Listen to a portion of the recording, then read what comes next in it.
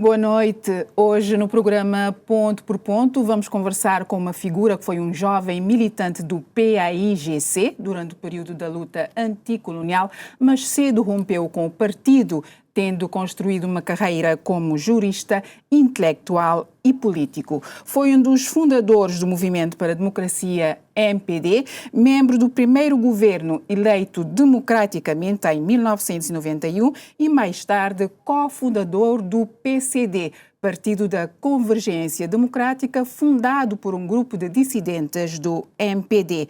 Mais tarde foi presidente da República, tendo cumprido 2 mandatos. Estamos a falar de Jorge Carlos Fonseca, a quem cumprimento. Boa noite. Muito boa noite, muito gosto de estar aqui convosco. É um prazer também. Resumidamente, como foi que começou o seu envolvimento com o PAIGC quando era estudante em Portugal?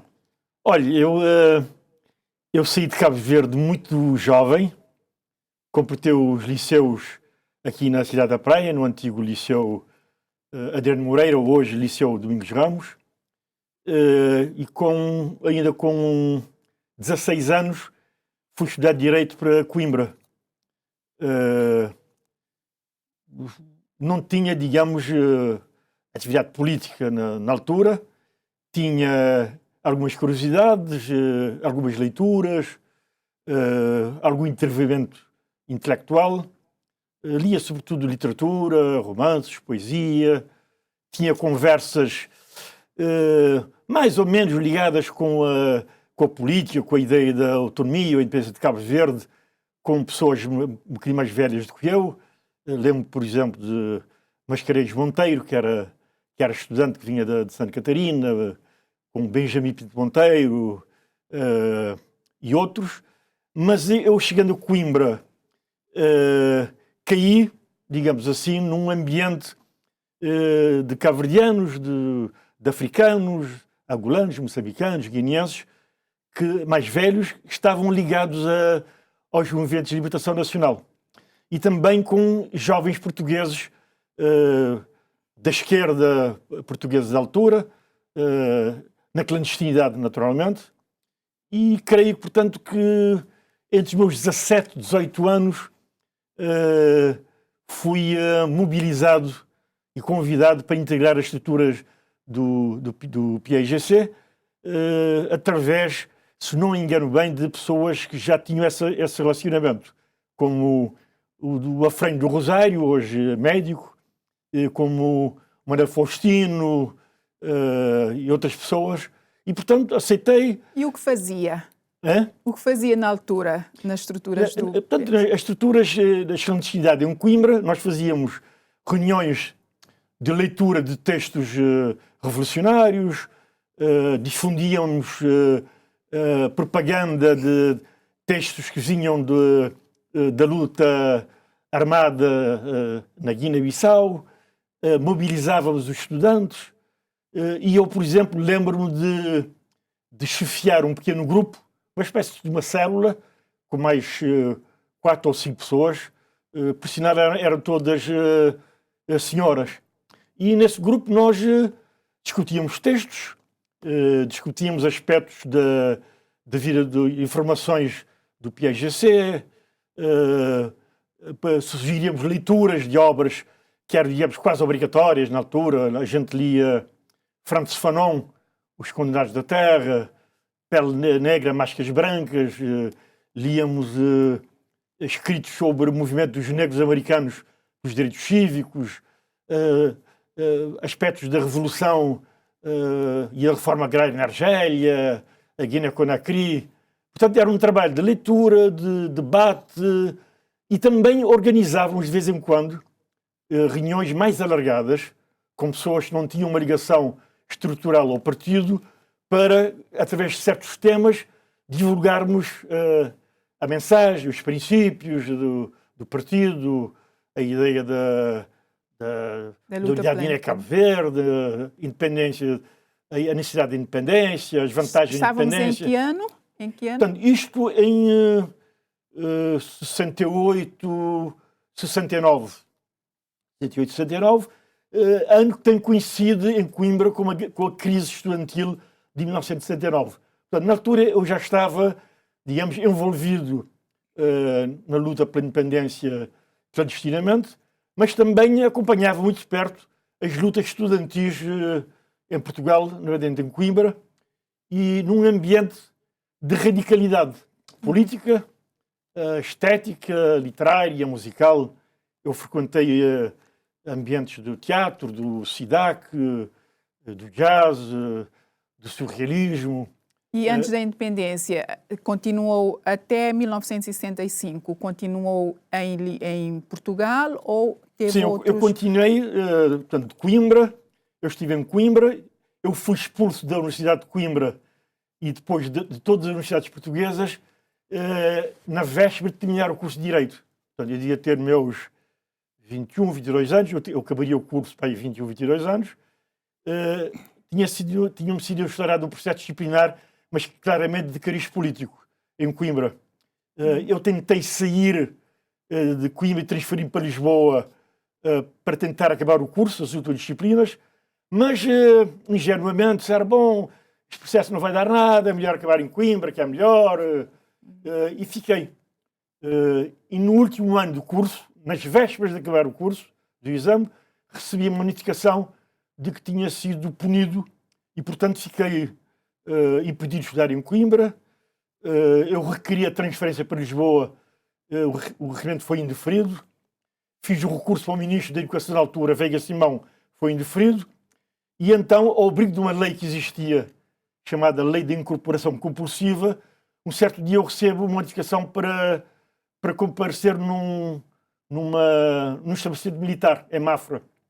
Portanto, eu, como tinha ligações com o PGC, falei com os camaradas da altura, mas acharam que eu não devia sair do país, como muitos tinham saído, e nós tínhamos ligações com estruturas de partidos políticos portugueses, nomeadamente com o Partido Comunista, tinha meios de nos colocar fora do país. Mas entendiam que, na altura, sobretudo que eu não podia ser mobilizado para a guerra colonial, porque tinha um irmão mais velho meu, tinha morrido na tropa em Moçambique, e, portanto, havia uma lei que dizia que quem tivesse um parente próximo morto na guerra não poderia ser mobilizado. E, portanto, fui ficando, fazendo parte das estruturas já em Lisboa, e eu era membro daquilo que chamavam o subcomitê coordenador do PAIGC em Portugal.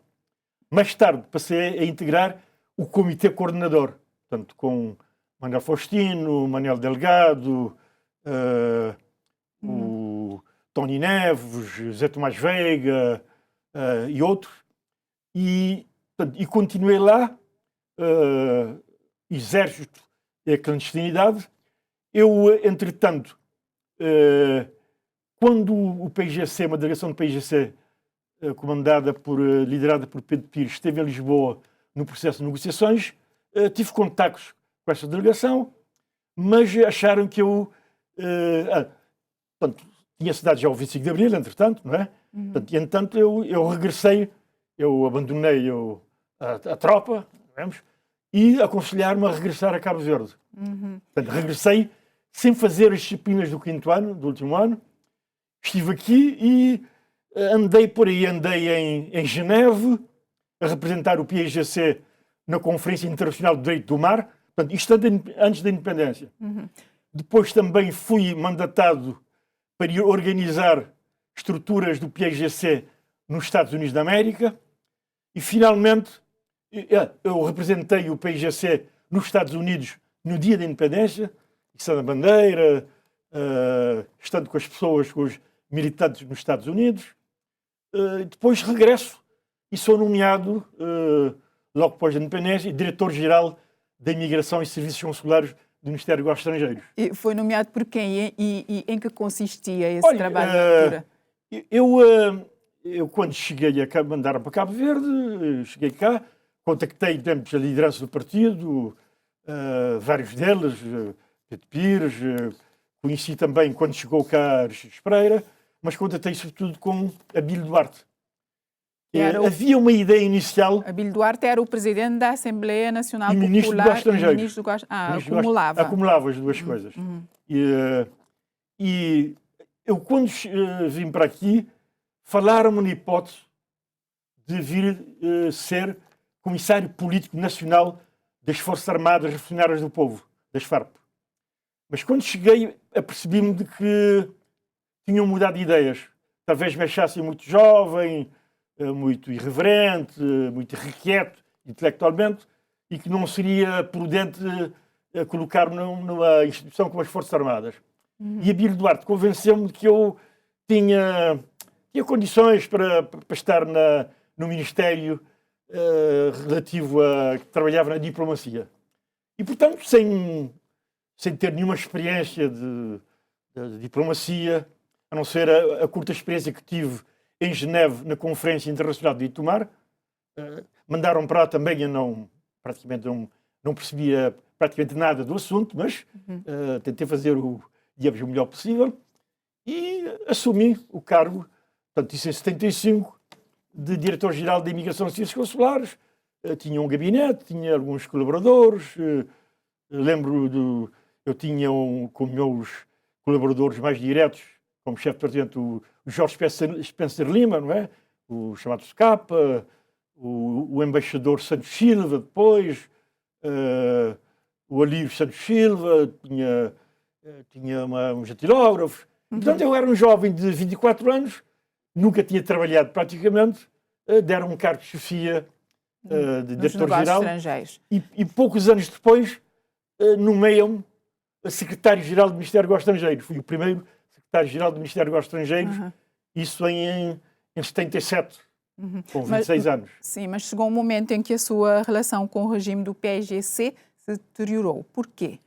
Olha, portanto, eu entrei com 18 anos, na clandestinidade, um jovem, revolucionário, entusiasta, convicto, sonhando com a independência de Cabo Verde e da Guiné-Bissau, já que era, no âmbito do PAIGC, uma das ideias centrais, um dos princípios, já o princípio da unidade de Cabo Verde.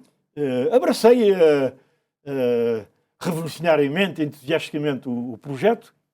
Portanto, cheguei, estive presente aqui na praia, na primeira reunião realizada em Cabo Verde da Direção Nacional, ou da Comissão Nacional do PAIGC para Cabo Verde, uma reunião que durou muitos dias, já com a presença de Aristides Pereira, Pedro Pires, e, digamos, os dirigentes do Conselho Superior da Luta e do Comitê Executivo da Luta, que eram estruturas comuns a Guiné e Cabo Verde e que eram estruturas mais elevadas do PAIGC. Estive nessa reunião e, com o tempo, algumas dúvidas foram surgindo no meu espírito, no meu e de outros colegas. Dúvidas de que natureza? Dúvidas sobre a melhor orientação do ponto de vista da governação, mas eram várias as dúvidas, mas sobretudo a partir de um certo momento, que eu situo aí já em 77, 78, portanto pouco tempo antes da independência, dúvidas quanto à possibilidade de, no seio do PAIGC, nós podermos realizar as nossas aspirações à liberdade, à crítica, ao direito de opinião. Parecia-nos cada vez mais de que o partido funcionava de um modo extremamente centralizado, personalizado, e que nós, sobretudo as pessoas que vinham das estruturas clandestinas e não vinham das estruturas da luta armada na Guiné-Bissau ou de Conakry, tínhamos poucas hipóteses de dar nossas opiniões, de influenciar o destino e a orientação, as orientações fundamentais do partido. Portanto, isso foi um sentimento que foi crescendo. Então, entre nós, um grupo relativamente vasto de jovens, sobretudo os que vinham das estruturas em Portugal, outros que vinham também da luta clandestina em Cabo Verde, das celas internas, começamos a trocar opiniões, a reunir-nos. E então foi nascendo a ideia de que não tinha sentido nós permanecermos numa estrutura e num partido onde não tínhamos grandes chances, não tínhamos espaço de opinarmos, de criticarmos e de influenciarmos, digamos, o andamento das coisas no seio do PAIGC. E decidiu sair então, ou foi o partido quem tomou a iniciativa de não, afastar? a decisão foi nossa. Claro, digamos, qualquer outra ideia que por vezes surgiu é uma história que não tem base real. Tanto assim que, repare, algumas das pessoas... Eu era o secretário-geral de Negócios Estrangeiros quando rompi com o PAIGC. Isso em José Tomás Veiga... Em que ano? Eu saí no dia 6 de abril de 1979, formalmente, através de uma carta endereçada à Direção Nacional do Partido. Mas saíram muitos na mesma altura. Por exemplo, nessa altura, José Tomás Veiga era secretário de Estado das Finanças, Manuel Faustino era ministro da Saúde. Portanto, como vê, a iniciativa foi nossa. Portanto, quando decidimos sair, ocupávamos esses cargos. E, digamos, até a nossa saída causou alguma surpresa junto da cúpula do partido. E nessa altura foram apelidados de trotskistas. Sentiam-se trotskistas? Não, olha, o que defendiam, ao fim e ao cabo? Nós, como lhe disse, éramos um grupo grande. Quer dizer, houve algumas saídas, algumas pessoas estavam connosco e decidiram não romper com o PAIGC e manter-se no quadro do PAIGC, mas ainda era um grupo relativamente alargado, sobretudo de jovens. E, portanto, decidimos, de uma forma articulada, a nossa saída, a nossa ruptura. Mas sentia-se um trotskista? O que é defendia na altura? O que defendia? O apodo de trotskista e o combate e a campanha tremenda que foi feita, permanente, de manhã à noite, que era feita faziam até na admissão pública, nas expressões públicas, havia reuniões das estruturas do PAIGC, faziam reuniões para denunciar os fraccionistas de cariz trotskista, inimigos do nosso partido, do nosso povo, como nós éramos tratados. Mas isso era uma fórmula e era um chavão, um jargão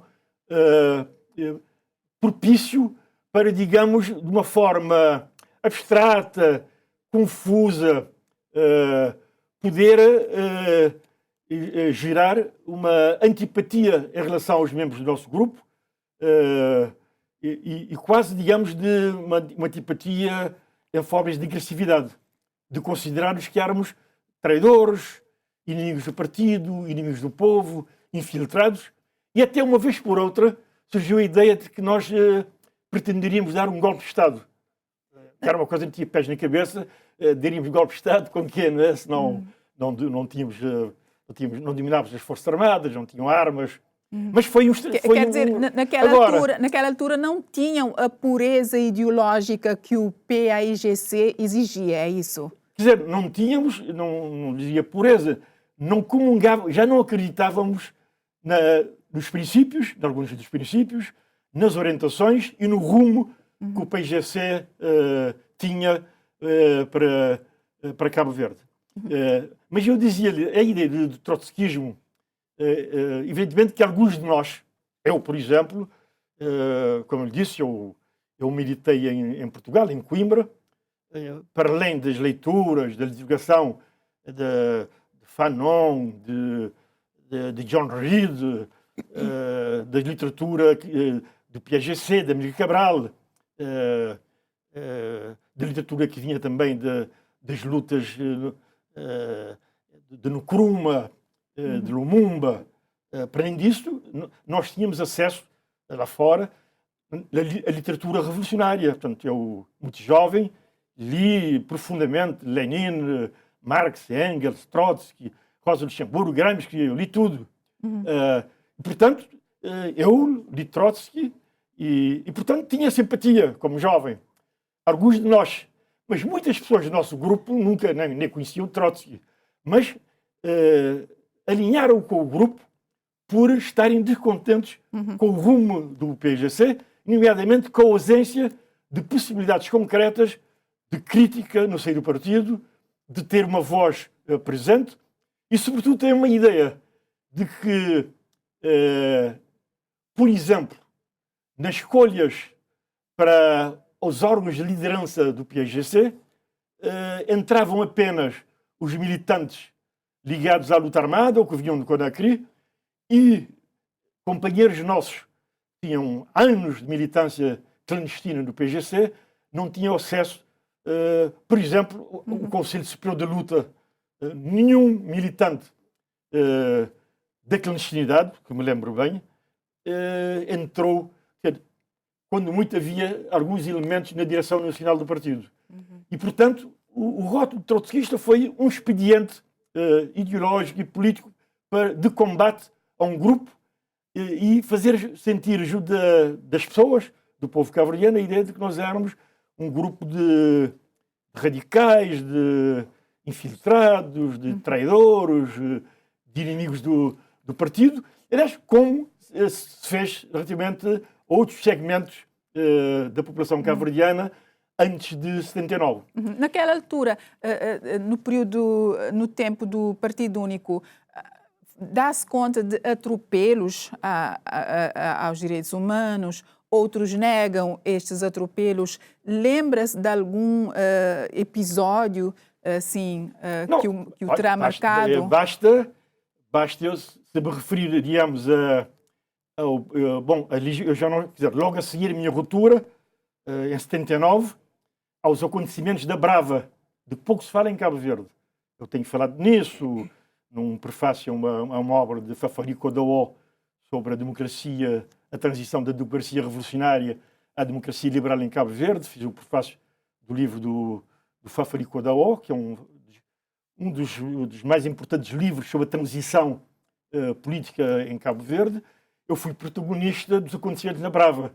Portanto, uma manifestação popular na Brava contra o PAIGC, com cartazes, com mobilização da população da Fura, nomeadamente, e manifestações que levaram a prisões, à tortura por exemplo, de David Barros, foi que eu considero um grande herói da luta contra o Partido Único, que era um jovem estudante do CENF aqui na Praia, esteve 15 dias detido e torturado com choques elétricos na Brava. Eu acompanhado da minha antiga mulher e do Daniel Lobo, que estava na Brava, nós estivemos em regime de detenção domiciliária. Eu fui proibido de sair da Brava durante 21 dias. Fui expulso de uma pensão onde eu pagava para estar alojado. Fui expulso pela segurança da pensão e saí com as malas a porrar um sítio para estar alojado. Ia tirar bilhetes de passagem e diziam-me só está proibido de sair da ilha. A ilha está sob a jurisdição neste momento do Ministério da Defesa e Segurança Nacional. E depois, um belo dia, diz, olha, veio a autorização, pode sair. Tive que sair de Nova Sintra para Furna, para quem me conhece, é uma grande distância, a pé, com a mala na mão, porque não tinha nenhuma hipótese de recurso a nenhuma viatura. As pessoas temiam dar bolé. As pessoas com medo. E o caso da Brava é um caso em que, pela primeira vez em Cabo Verde, talvez houve uma espécie de estado de sítio de facto. Portanto, havia recolher obrigatório às 6 da tarde, iam as pessoas na praça hoje Jean Tavares, com megafone, e eu ouvia com megafone, dizia, olha, população da Brava, tenham atenção, temos que combater, um grupo, está aqui o Jorge Carlos Fonseca, mais conhecido por Zona, conhecido inimigo do nosso povo, do nosso partido, trotskista, portanto, isto todos os dias, durante aqueles dias todos, não é? Portanto, levaram militares para a Brava. E eu fui transportado depois da Brava para o Fogo e a Praia, num barco, acompanhado com um pelotão das Forças Armadas. Portanto, isso é um pequeno caso. Mas antes, digamos, antes, tinham havido, ouvíamos zunzuns, relatos mais ou menos surdos de acontecimentos em São Vicente, da abolição de jovens em São Vicente em 77. tínhamos a ideia da prisão de pessoas ainda em dezembro de 74 no Tarrafal. Mas nesse caso, quer dizer, nós, jovens revolucionários integrados do partido, não tínhamos informações muito concretas sobre estes factos. São factos que hoje são mais conhecidos. Entretanto, veio a abertura política quando o regime do Partido Único anunciou que iria abrir-se à democracia em 1990. Estava em Cabo Verde? Não, repare, quando se deu a ruptura com o PIGC, tive problemas aqui em Cabo Verde, com a segurança, com a polícia política. Eu procurei sair. Portanto, na altura, parecia que tinha que haver uma decisão de saída concedida pelas autoridades da Segurança Nacional. Tinha o receio de não ser autorizado, mas saí. Portanto, fui acabar as disciplinas que eu tinha do quinto ano, fiz o curso de Direito, fiz estágio de Advocacia, fiz um concurso para assistente da Faculdade de Direito de Lisboa, fiz uma carreira universitária. Portanto, eu era assistente graduado na Faculdade de Direito de Lisboa, dava aulas, era professor de Direito Penal, de Processo Penal, era até regente do Processo Penal e tinha recebido um convite para ser professor em Macau e ser diretor residente de uma escola de Direito e Administração Pública que ia ser aberta em Macau. E, portanto, isso foi em finais de 88. Na altura que se deu as notícias da chamada abertura política, portanto, eu estava em Macau. Eu recebi um telefonema em Macau por alguns colegas com os quais tinha ligações pessoais e políticas através de grupos de oposição ao PIGC que, entretanto, foram criados e que eu ajudei a criar. Aliás, alguns deles fui eu que fundei. Por exemplo, os Círculos Cabo-Verdianos para a Democracia, CCPD, que era uma organização para a democratização de Cabo Verde, tinha militantes em Portugal, mas também tinha em Cabo Verde. Funcionava também mais ou menos clandestinamente. Também tínhamos criado, isso nos anos 80, 82, a Liga Cabo-Verdiana dos Direitos do Homem, com Eugênio Inocêncio, com Manuel Chantre, Gabriel Mariano, o militante do CID estava na Holanda, Dines Graça, Dr. Calheira Marques, Daniel Lobo. E, portanto, eu, quando há abertura, estou em Macau. E depois, quando começam as movimentações, digamos, há várias solicitações para eu regressar de imediato de Macau. Mas eu não podia regressar imediatamente. Eu, entretanto, eu era diretor de uma faculdade de Direito, eu era professor, tinha aulas, tinha exames, tinha-me casado pouco tempo antes, mas pouco tempo depois, poucos meses depois, eu regressei a Cabo Verde e preparei o regresso. Ainda em 90? Em 90, em que ano? Preparei já o regresso definitivo.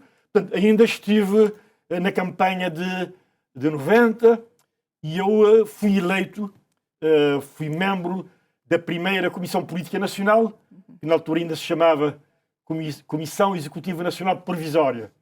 E também era membro da primeira Direção Nacional do MPD.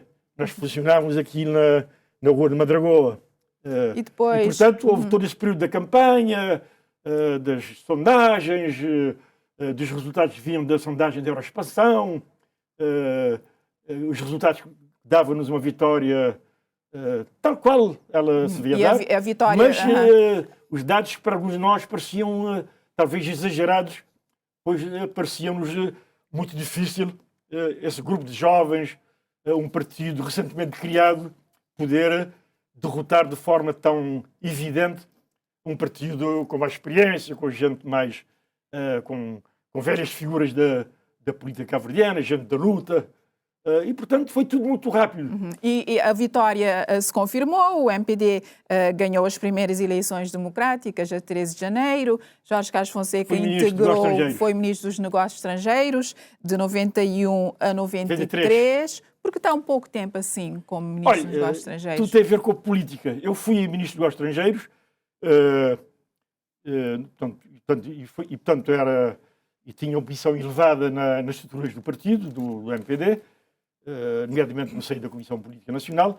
O MPD era um partido, o MPD constituiu-se como era uma espécie de uma frente ampla, uma frente alargada, que tinha por base a rejeição do Partido Único, que tinha como ideia central a democratização da sociedade cabo-verdiana. Democracia política, económica, social, e, portanto, nos primeiros anos o trabalho foi, sobretudo, foi um trabalho célere, impressivo, de substituir as estruturas do Partido Único, as estruturas repressivas do Partido Único, e substituí-las por estruturas democráticas, nomeadamente acabar com as milícias populares, com as comissões de reforma agrária, com os tribunais de zona, prepararmos a governação e também termos em vista que tínhamos depois eleições presidenciais, pouco tempo depois, e que teríamos que fazer, a reforma constitucional fundamental para concretizarmos a ideia global de mudança que nos animava. E, portanto, sendo uma frente ampla, havia pluralidade de sentimentos, de opiniões e até de percursos políticos diferenciados. Portanto, E era normal surgir os atritos, como portanto, veio normal acontecer. haver diferenças, mas era um partido muito plural. Nos primeiros tempos funcionava muito democraticamente. Mas num partido que governa, que ganha com maioria qualificada, que tem muito poder e com uma pluralidade de sensibilidades políticas, é normal surgirem divergências. E, portanto, foram surgindo, e sobretudo, no meu caso pessoal, não tenho nenhum problema em falar disso, surgiam diretamente, indiretamente, nos corredores, a dizer que havia um conflito de Jorge Carlos Fonseca com o Carlos Veiga, que eu pretenderia tomar o lugar de Carlos Veiga e assumir a direção do partido e do governo. Surgiram até algumas ideias de que, e alguns, eu diria boatos, não é? De que quando eu estava em Macau e quando me chamaram para aqui, o convite era para eu vir liderar o MPD. Portanto, e então, esse tipo de ideias, suspeições, não ajudou a que as relações fossem claras, transparentes e totalmente abertas. Portanto, e rompeu com o MPD em 94. Que fator concreto levou a romper com o MPD? Quer dizer, olha, o processo começou, o início da ruptura, quando, a partir daquilo que eu lhe estou a contar, o primeiro-ministro resolveu fazer uma remodelação governamental e afastar-me do cargo de ministro dos Negócios Estrangeiros, mas, na altura, eu como era dirigente do MPD, quando o Dr. Carlos Veiga, numa reunião, me propôs sair do governo, propôs uma alternativa, que era uma questão de melhor distribuição das peças no sistema político do MPD, veio-me propor, sob o argumento de que eu era pessoa que tinha uma vasta experiência política, de eu ser o secretário-geral, o secretário executivo do MPD. Mas eu interpretei de maneira diferente e não quis assumir essa função, mas continuei no MPD. Inclusivamente, fiz algumas missões em nome do MPD. Por exemplo, fui a Guiné-Bissau, mandatado pela Comissão Política Nacional, para tentar libertar um dirigente chamado João da Costa, um antigo dirigente do PAIGC, que tinha saído do PAIGC e estava detido, acusado de tentativa de golpe de Estado. Então fui eu a Guiné-Bissau, fui eu falar com Nino Vieira, com os dirigentes do PAIGC, para libertar o João da Costa. Bom, mas aquele ambiente, depois, nós continuamos. Então, quando veio a minha saída do governo, ela deu-se num processo que não foi tranquilo. Inclusivamente, foi votado. O MPD funcionava na altura assim. Isto é, naquele tempo, nos regulamentos do MPD, a formação do governo, as alterações do governo, tinham que ter o aval da Comissão Política Nacional. E, portanto, quando se propôs o Primeiro-Ministro a minha saída do governo, essa decisão foi submetida a votação na Comissão Política Nacional de uma grande discussão. E dividiu-se.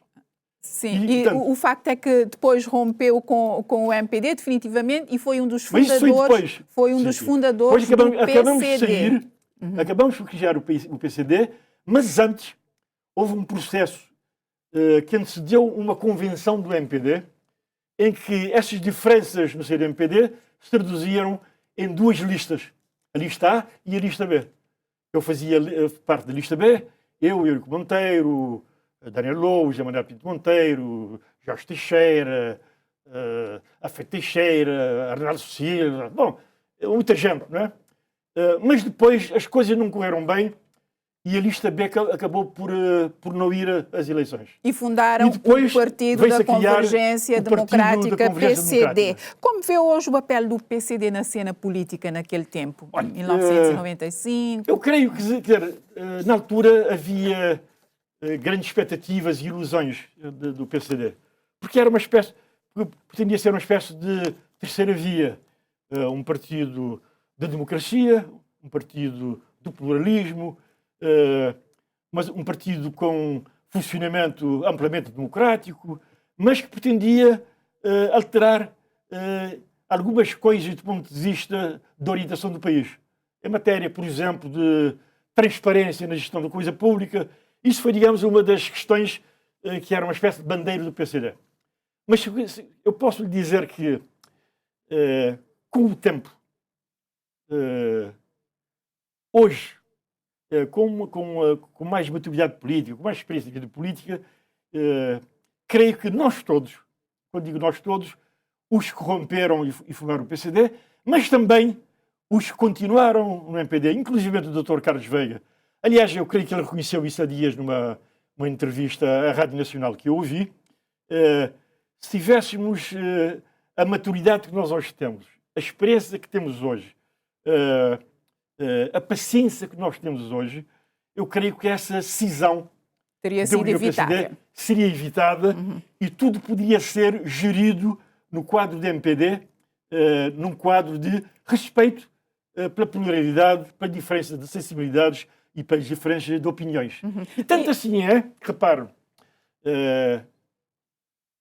a grande maioria dos dirigentes do PCD e dos militantes do PCD, e o PCD, de qualquer modo, não teve grande sucesso nas eleições, mas teve sempre teve experiência parlamentar, teve deputados no Parlamento, teve experiências autárquicas. Chegou a ter na Praia, por exemplo, nas eleições, perto de 25% dos votos nas eleições na Praia, quando o Filiberto Vieira foi Presidente da Câmara. Portanto, a liderança da Câmara foi feita, digamos, também com o PCD. Mas dizia eu que o PCD, a grande maioria do pessoal do PCD, decidiu regressar ao MPD já está há vários anos. Poucos dirigentes do PCD, eu sou um dos casos, eu e mais alguns, que tomamos a decisão de não reentrar, mas por outro tipo de razões, tendo saído do MPD, eu preferi, já em 98, afastar-me da vida política partidária. Portanto, já tinha feito muitos anos de vida partidária, passei a fazer política de uma forma autónoma, como independente, e também aprofundando a minha carreira de escritor, de intelectual, escrevendo, e depois como foi que surgiu o desejo de ser Presidente da República a ponto de se candidatar em 2001 como um independente contra Pedro Pires, apoiado pelo PAICV, contra Carlos Veiga, apoiado pelo MPD, e contra outro independente, o David Offer Almada? Como foi que surgiu este desejo presidencial? Onésimo Silveira. Sim, Onésimo Silveira também. Como foi que nasceu este desejo de ser Presidente da República?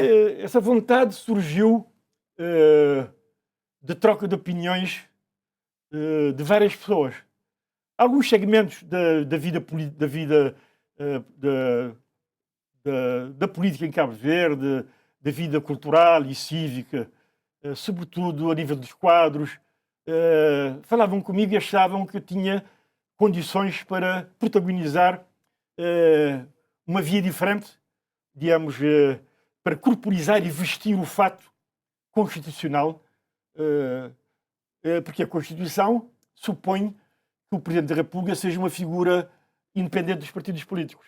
Tanto assim que os partidos políticos não podem, de acordo com a nossa Constituição, apresentar candidatos presidenciais. Mas podem apoiar candidatos. E, portanto, eu achava que, estando fora dos partidos políticos e tendo uma experiência política, tendo uma carreira como professor universitário, sendo um jurista, tendo uma intervenção cívica nos jornais, na comunicação social, na academia. E, portanto, havia a ideia de que podia priorizar uma terceira via. Mas eu vou dizer uma coisa que nunca vi escrita em lado nenhum, nunca falei. É a primeira vez que eu falo. Antes de 2001, ainda no tempo do PCD, a quando das eleições de 96, surgiram vozes a sugerir-me uma candidatura presidencial. Em 96. Portanto, na altura, o PIGC não mostrava vontade de apoiar, o PICV de apoiar uma candidatura. Mascarenhas Monteiro era o candidato, era o presidente do ativo, iria para um segundo mandato e corria-se o risco de ir sozinho, como vê acontecer a campanha de 96. E foi então, em 2001? Na altura, houve sondagens para eu me candidatar. Mas nós acabamos, seria uma história mais longa, acabou por entender-se que não, e Mascarenhas Monteiro acabou por candidatar sozinho, e nós apoiámos a candidatura de Mascarenhas Monteiro. E foi em 2001? Em 2001 estive lá. Não foi bem sucedido, porque na altura conseguiu apenas 3,8% dos votos em 2001 como independente. 5.142 votos, lembro exatamente. Mas repare, é a primeira vez que há uma segunda volta numa eleição presidencial em Cabo Verde. Portanto, a minha participação e a minha votação favoreceu, obrigou, pela primeira vez em Cabo Verde, tivéssemos um facto relevante de ter uma segunda volta que se veio a dar entre Pedro Pires e Carlos Veiga, com o resultado que, como sabe, gerou alguma polémica, inclusivamente a intervenção de órgãos judiciais, inclusivamente o Supremo Tribunal de Justiça. Que decretou a vitória, que determinou a vitória muito resumidamente. Foi uma experiência muito interessante, pedagógica e rica, pessoalmente, essa experiência de 2001.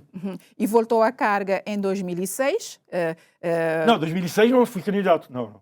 Em 2011? Em 2006 eu estive na campanha. Em 2006 não apoiar o Dr. Carlos Veiga. Sim, não concorreu, voltou à carga em 2011. Mas fui apoiante do Dr. Carlos Veiga, estando com ele até em muitos comícios importantes. O que quer dizer que em 2006 os tais ruídos que existiam do meu relacionamento com Carlos Veiga estavam completamente sanados e ultrapassados. E voltou à carga, voltou a concorrer em 2011, já com o apoio do MPD, e o cenário foi favorável, já que nessa altura o PAICV estava dividido entre dois candidatos, Aristides Lima e eu vou aproveitar esta oportunidade Manuel Inocêncio Sousa para desfazer um mito político. Eu realmente, em 2011, eu concorri, eu era independente, eu estava fora dos partidos políticos desde 98. E dá-se um facto, politicamente, que merece mais atenção, por parte dos estudiosos do fenómeno político. Eu apresentei a minha candidatura antes de ter apoio de nenhum partido. Portanto, eu apresentei a minha candidatura num jantar, na Chada Grande, com a presença de muitos dirigentes do MPD, inclusive do presidente da Câmara do MPD, da Praia.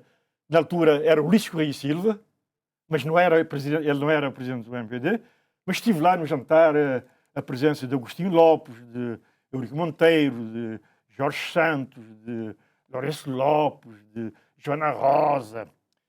E quer dizer que eu trabalhei politicamente 2 anos antes a construir uma base de apoio para essa candidatura. Portanto, eu diria desde 2009 trabalhei para a candidatura. Mas entendi avançar sem nenhum apoio formal de nenhum partido político. Mas depois veio a receber o apoio do Depois MPD. vi a receber o apoio do político numa reunião da direção nacional com voto secreto. Isto é, havia uma outra candidatura a ser apoiada pelo MPD e de um militante do MPD. E eu era o antigo dissidente do MPD. Foi um processo vivo, politicamente. Eu lembro-me que é uma reunião que terminou à 1h, com uma votação, e eu, que não era do MPD, e era um antigo dissidente do MPD, a votação obtive mais perto de 75% dos votos secretos dos dirigentes do MPD. Portanto, aí surge formalmente a minha condição. Portanto, e conseguiu ganhar estas o argumento eleições... que utiliza do PSV, que o PSV utiliza muito, e os nossos analistas e comentadores, eu creio que um pouco distraídos, não lisando o fenómeno tal como é. Repare, é evidente, qualquer vencedor numa eleição política vence porque tem fatores que o favorecem e há fatores que prejudicam os seus adversários. Em todas as legislativas, nas autárquicas, em tudo na vida é assim, não é? Mas nesse caso, a divisão no PSV foi um fator que favoreceu. É um fator, mas o que eu digo é o seguinte: os comentadores e analistas não veem um elemento que eu vou lhe dar aqui. Eu venci as presidenciais de 2011 com mais de... Eu até lhe tenho aqui os números. Com 97.735 votos, correspondente a 54,5% dos eleitores de votos, que ainda é hoje a maior votação de sempre numa eleição presidencial. Isto é, a eleição de 2015, de 2011, o número absoluto de votos com que fui eleito ainda é um número maior de votos que um presidente eleito teve em todas as eleições em Cabo Verde. Mas dizia-lhe eu... E surgiu um facto novo. Não, mas... ao vencer estas eleições presidenciais de 2011, estando o PAICV a governar, surgiu a coabitação política. Sim, mas eu não vou deixar de referir ao tal fator. Agora, repare numa coisa. Eu concorri em 2011 na primeira volta, contra Manuel Inocêncio, candidato oficialmente apoiado pelo PICV, pela cúpula, contra Aristides Lima, também dirigente, alta figura do PICV, que foi até secretário-geral, foi líder do PICV, mas que, numa votação interna, não obteve o apoio formal do partido. E que, na primeira volta, teve cerca de 24% ou 25% dos votos. E eu tive, na primeira volta, cerca de 38%. Mas repare, e aí eu chamo a atenção para os nossos comentadores, o número de votos que eu tive e com ganhei as eleições, 97.735, é superior à soma dos votos de Manuel Inocêncio e de Aristides Lima. Isto é, se os votos dos eleitores do PICV se dividiram porque houve uma fragmentação do voto, divergência e problemas no seio do PICV entre apoio a um e a outro, e os votos repartiram-se pelos dois, eu ganhei com uma votação que é superior à soma dos votos dos outros dois. E portanto, isso ganhou, é um elemento fundamental para a análise dos resultados de 2011. E teve de coabitar com um governo, portanto, o país era governado pelo PICV, José Maria Neves era o primeiro-ministro. Muito resumidamente, como foi essa coabitação em 2011 até 2016? Foi uma experiência globalmente positiva. Não houve nenhuma crise política ou institucional ou constitucional com essa dita chamada coabitação. Não é talvez no sentido técnico, mas coincida com a coabitação, o que quer dizer que o desempenho do Presidente da República foi conforme a Constituição e foi um desempenho construtivo. houve momentos de divergência de opiniões. Mas foram ultrapassados. Vetei muitos diplomas do governo e da Assembleia Nacional. Mas também, construtivamente, já com o José Maria Neves como primeiro-ministro, utilizei muito um expediente de não promulgando, nem vetando, nem remetendo o diploma para o Tribunal Constitucional, que era de devolver os diplomas ao governo para reavaliação. E muitas vezes funcionou. Outras vezes eu recebi uma carta do primeiro-ministro dizer não, eu mantenho a minha posição, e então eu vetava ou enviava para a fiscalização de constitucionalidade ao Tribunal Constitucional ou então promulgava. Portanto, houve fatos de sintonia em vários momentos, como houve depois, quando eu fui presidente como governo da MPD. Portanto, isso já depois de 2016. O que eu digo é o seguinte, isso demonstra também uma outra coisa, que é a vitalidade e adequação da nossa Constituição e do sistema de governo de Cabo Verde à nossa realidade humana, social, cultural e política. Isto é uma Constituição que ainda é perfeitamente válida, precisará de aprimoramentos, de retoques, mas é a Constituição que continua a ser fundamental para a afirmação e o crescimento da nossa democracia e do nosso Estado de Direito. Portanto, cumpriu o segundo mandato, de 2016 a 2021. Qual foi a parte mais difícil neste segundo mandato? Olha,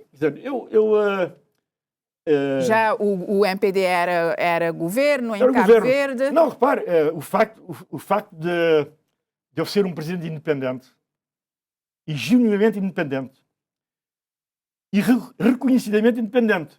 Eu lembro de sondagens e estudos de opinião de empresas independentes como a Pitagórica, em que, em média, 75%, 78% dos cabo-verdianos entendiam que eu tinha um desempenho como um presidente independente. É um fenómeno, digamos, são dados extremamente interessantes e importantes.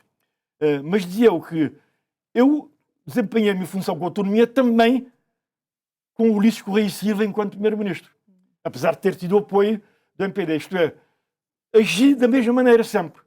Com a minha convicção, de respeito pela Constituição, mas, claro, sempre uma perspectiva construtiva, de procura de consensos, tentando resolver os dissensos de uma forma leal, utilizando os encontros semanais. Um dos dissensos foi a questão do SOFA, o acordo Por SOFA exemplo, com os Estados Unidos. Olha, isso é um dos exemplos, mas talvez mais. O caso do SOFA, como sabe, foi público eu ter uma opção diferente da do governo, ou até uma trocas talvez pouco adequadas, penso hoje, com o então Ministro dos Negócios Estrangeiros, depois também que foi apoiado pelo Primeiro-Ministro Ulisses Correia e Silva, mas evidentemente que eu não continuei nessa polémica, porque eu achava que como Presidente não devia ter esse tipo de comportamento. E depois se resolveu? Evidentemente, estando convencido da posição que eu adotei e daquilo que eu disse publicamente. Portanto, não tinha conhecimento digamos, do tratado. E até as pessoas podiam pensar, se eu fosse uma pessoa, digamos, estivesse rancorosa, de revanche, eu, tendo esse dissenso com o governo, as pessoas, muita gente pensava que eu não iria ratificar o SOFA. Mas depois ratificou. Eu ratifiquei, tinha dúvidas, eu tinha três hipóteses, não é? Ratificar, não ratificar, recusar a ratificação, e tanto assim não era difícil, porque a Constituição de Cabo Verde não dá um prazo ao Presidente para a ratificação. Eu podia meter na gaveta, já houve outros presidentes que fizeram isso, meter na gaveta o tratado, e podia, comodamente, remeter o tratado ao Tribunal Constitucional. E lavava as minhas mãos. Muita gente diz, olha, Presidente, melhor envie o Tribunal Constitucional, nem ratifica, nem deixa ratificar, o Tribunal Constitucional dá a sua opinião, E se disser que é inconstitucional, você não ratifica. E se disser que é constitucional, você ratifica. Mas eu, em consciência, ouvindo a opinião de algumas... Ouvindo o conselheiro meu, jurídico, ouvindo a opinião de alguns amigos juristas próximos, estando um pouco em dúvida entre enviar para o Tribunal Constitucional e ratificar, acabei por inclinar pela ratificação, dizendo o seguinte: se eu entendo, como entendia, que não havia nenhum caso indiscutível de inconstitucionalidade, não parecia haver nenhum problema de inconstitucionalidade com a lei, eu preferiria tomar uma posição mais clara, mais corajosa, a de ratificar e assumir, digamos, claramente as consequências dessa minha posição. Em 30 segundos, outra parte difícil deste segundo mandato foi a chegada da pandemia. E pela primeira vez teve de decretar o estado de emergência em Cabo Verde, uma decisão rara, assim, muito rapidamente. Olha, é uma decisão... a história... Eu agora li por alto, o Primeiro-Ministro escreveu há dias um livro, em cuja apresentação estive, aliás, referiu-se a muitas reuniões que fizemos, e realmente nós reunimos muito. Portanto, foi uma decisão tomada pelo Presidente, mas constitucionalmente exigia ouvir o Governo. Portanto, a nossa Constituição é ouvir, portanto não está vinculada à pessoa do Governo, e depois tem que haver uma autorização do Parlamento. O que lhe vou dizer isso, porque agora creio que já não é segredo. Quando eu decidi, formei a minha decisão de declarar estado de emergência, lembro de eu ter chamado o Primeiro-Ministro, Luís Rui Silva, e apercebi-me de que ele não estava inclinado para o estado de emergência. Ele ia ter comigo e parece que tinha uma conferência de imprensa posterior para anunciar a declaração do estado de calamidade, que é um nível mais baixo. Mas eu argumentei com ele e disse: olha, a minha decisão é estado de emergência. E dei-lhes razões, porque eu falava muito com o Ministro da Saúde, da altura, com o Diretor Nacional de Saúde. E o Primeiro-Ministro acabou por aceitar e aceitou, não, ele aceitou, não demorou muito a aceitar a decisão. Mas esse processo não foi fácil. O Primeiro-Ministro refere-se, e é verdade, que, segundo ele diz, nunca houve tanta produção legislativa do Governo do Estado de Emergência. É verdade. Mas nem sempre eu tive que intervir muitas vezes. Porque eu tinha a ideia sempre de que o estado de emergência é um estado constitucional. Eu insistia sempre na ideia que não constituía um apagão da Constituição, nem um apagão democrático. Tinha que ser um quadro da Constituição que nós tínhamos em vigor. E, portanto, algumas vezes eu não estava de acordo, por exemplo, com a forma como o governo pensava legislar sobre o estado de emergência. Algumas vezes eu dizia: olha, desculpe, mas esta matéria, este diploma, com este tipo de restrições, só pode ser levado a cabo com lei da Assembleia Nacional, com legitimidade de uma Assembleia Nacional e não por decreto-lei do Governo. E felizmente o período foi ultrapassado. Felizmente foi ultrapassado. E voltaria... E globalmente com sucesso. Voltaria a candidatar-se à presidência da República em 2026, já aos 76 anos? Olha, já fez a conta da minha idade melhor do que eu. Não tinha ideia que seria aos 76. Olha, se me perguntar com sinceridade neste momento, não me passa pela cabeça candidatar-me em 2026, apesar de tal me ser permitido pela Constituição cabo-verdiana, contrariando algumas pessoas que pensam que, como por exemplo nos Estados Unidos da América, que não é possível ter mais 2 mandatos. Portanto, não me passa pela cabeça. Também lhe digo que há muita gente que está convencida que eu me vou candidatar.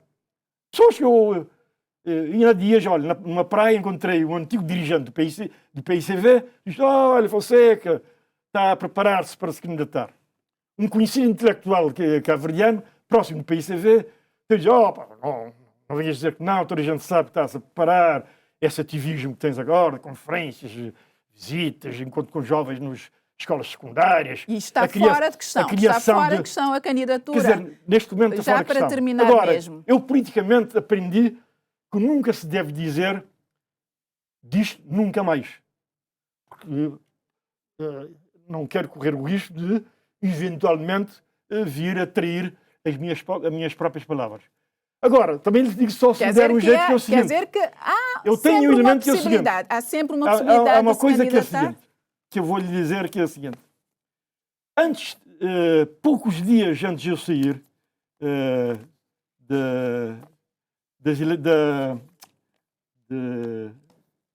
da presidência da República, um estudo de opinião de uma empresa independente, e posso dizer até o nome da Pitagórica, que é uma empresa muito credível,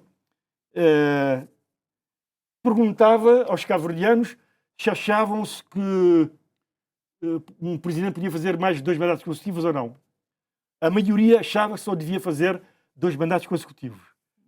Eu posso lhe dizer que esse número era um número mesmo, já esgotamos o nosso tempo. Era um número razoável, não é? Mas perguntavas aos cabo-verdianos: Jorge Carlos Fonseca não pode candidatar-se em 2021. Mas se ele fosse candidato, como é que votei em 2026?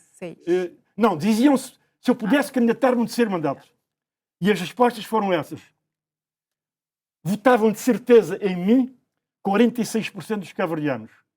E podiam votar em mim, juntando-se ao 46%, um total de 75% dos cabo-verdianos. Mas a pergunta apenas 16% não votava em mim. Portanto, a pergunta é, e em 10 segundos, há esta possibilidade de se candidatar em 2026? Neste momento que me está a dizer, eu digo, não me passa pela cabeça candidatar-me, já fiz 2 mandatos e, portanto, tenho a idade que tenho, criei uma instituição que é a Iniciativa de Liberdade e Democracia, continuo a bater-me pela cultura da liberdade, da democracia, contra qualquer ideário autocrático em Cabo Verde.